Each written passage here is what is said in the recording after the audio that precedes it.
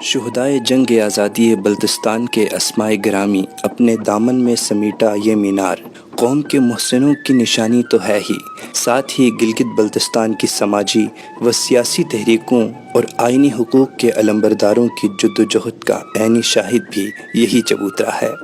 جی ہاں، یہ یادگار شہداء اسکردو ہے جو شہر کے قلب میں پورے جاہ و جلال کے ساتھ قائم ہے۔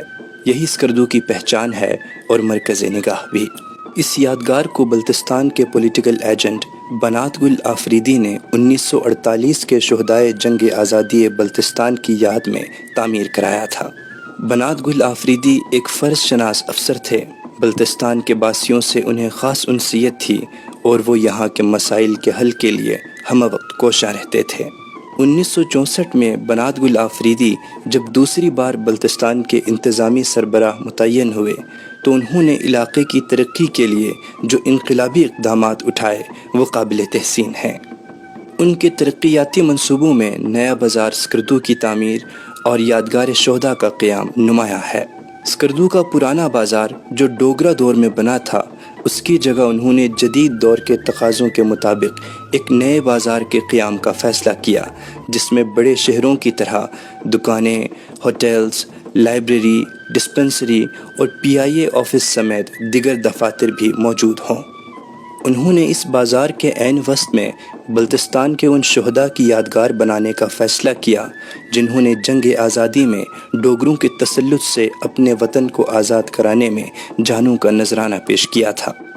نیا بازار اور یادگار کی تعمیر کا فریضہ انہوں نے بلتستان کی 3 اہم شخصیات وزیر فرمان علی، H غلام اور غلام نبی کو سونپا، جس کا تذکرہ بنات گل آفریدی نے اپنی کتاب بلتستان ان ہسٹری میں بھی کیا ہے۔ ان کے مطابق یادگار شہداء کی تعمیر ان کی ایک اہم خواہش تھی۔ سابق وفاقی جوائنٹ سیکرٹری وزیر فرمان علی، جو ان دنوں اسکردو کے انتظامی افسر تھے، اپنی کتاب from donkey ride to flight in orient airliner میں لکھا ہے: بنات گل آفریدی جنگ آزادی میں بلتستان کے عوام کی خدمات کے قدردان تھے۔ انہوں نے 1948 کے تمام شہداء کے نام سامنے لانے کے لیے بلتستان کے گاؤں گاؤں کی اہم شخصیات سے استفادہ کیا اور بڑی محنت سے شہداء کی فہرست مرتب کرنے میں کامیاب ہوئے۔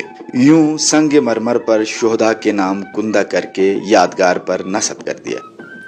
نامور سماجی شخصیت حاجی محمد رضا المعروف بابو رضا کہتے ہیں: یادگار شہداء تعمیر کرنے کی تجویز بنات گل آفریدی کو سلطان مہدی قمرا نے دی تھی۔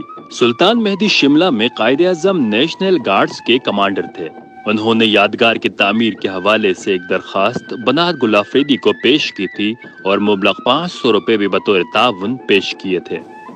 یادگار شہداء کی تعمیر کے حوالے سے بلتستان کی نامور علمی و ادبی شخصیات غلام عباس سدے اور حاجی غلام محمد نادم کہتے ہیں: یادگار شہداء کی تعمیر پر لگ بھگ 20,000 روپے کے اخراجات آئے۔ یہ اس دور کے حساب سے ایک بڑی رقم تھی۔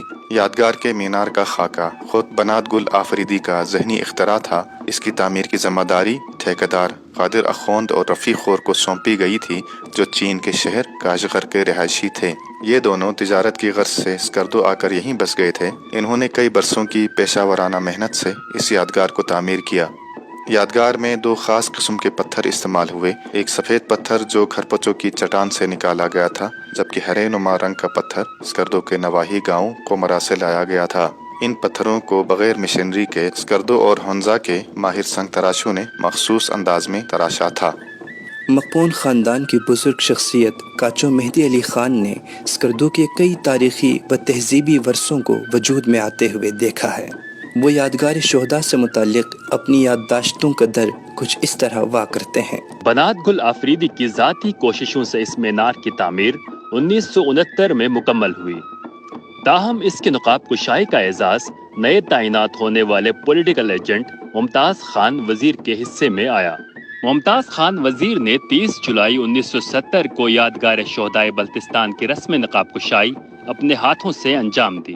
دوسری جانب بنات گل آفریدی نے اپنی کتاب میں یادگار شہداء کی نقاب کشائی اپنے حصے میں نہ آنے پر اظہار افسوس کیا ہے۔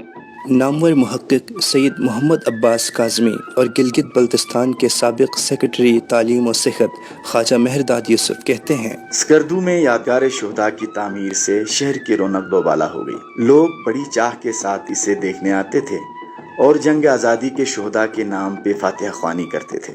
یادگار شہداء اپنی تعمیر کے فوراً بعد ہی عوامی تحریکوں کا مرکز بن گئی۔ بالفاظ دیگر یہ یادگار عوامی اسمبلی کی سی حیثیت اختیار کر گئی۔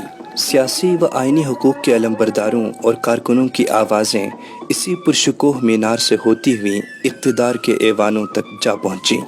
گویا یادگار شہداء طاقتور حلقوں کے نزدیک ایک بااثر پلیٹ فارم بن گئی، تاہم عوامی آواز کو مقتدر ایوانوں تک پہنچانے والا یہ مینار آج تک خطے کو آئینی حقوق سے سرخرو ہوتے ہوئے نہیں دیکھ سکا۔